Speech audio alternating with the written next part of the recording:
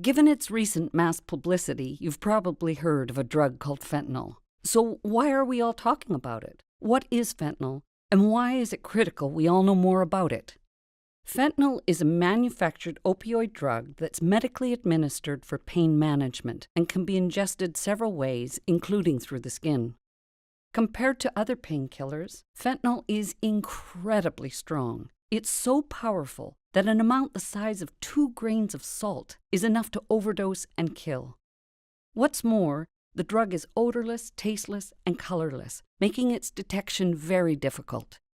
By 2017, fentanyl was detected in over 80% of opioid overdose deaths. It's finding its way into pressed pills and powders, sometimes unintentionally through cross-contamination. This has significantly increased the amount of people who are now at high risk of accidental overdose. Unless tested, which is difficult and expensive, there is no way of knowing what drugs contain fentanyl.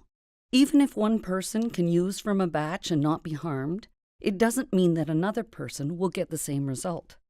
Think of baking chocolate chip cookies. Do all cookies come out with the same number of chocolate chips? More likely, one cookie could have 4 or 5 chips, and another 8, and another only 2. It's the same with grains of fentanyl. No 2 pills containing fentanyl have equal amounts.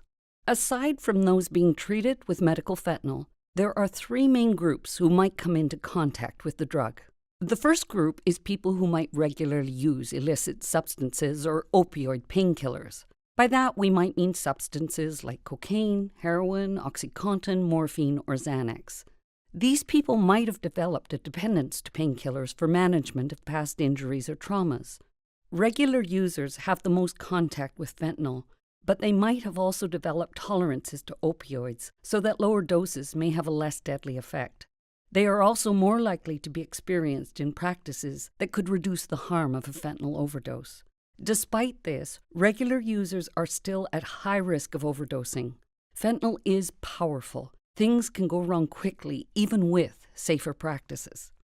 Our second group is people who might use pills or powders recreationally, perhaps at concerts, parties, or gatherings.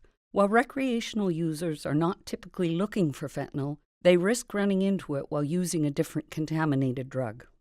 Finally, there are people who might be curious about trying pills or powders. This group may or may not have already used cannabis or alcohol and could find themselves in a scenario where trying a new substance is appealing.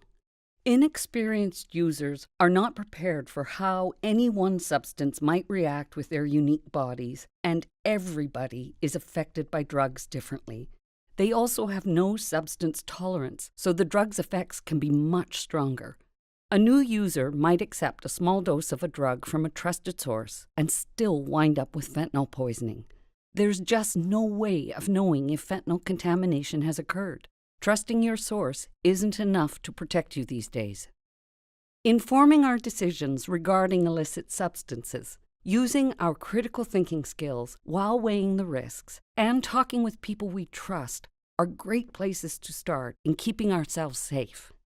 If we were told that 80% of peanut-free granola bars had been contaminated with peanuts, what would we do as a community? How would we act to keep each other safe? And how would people with peanut allergies assess whether to try something or not?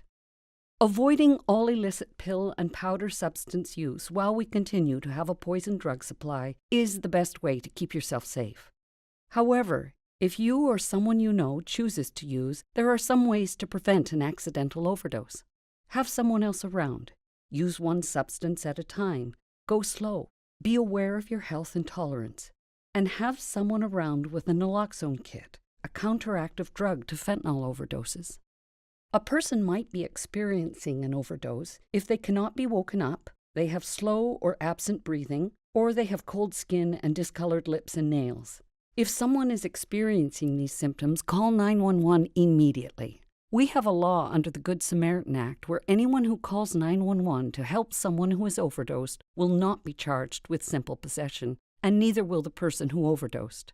Paramedics only want to help the person in need. For more information on fentanyl, its effects on the body, recognizing the signs of an overdose, and how to respond, take a look at the links in the video description.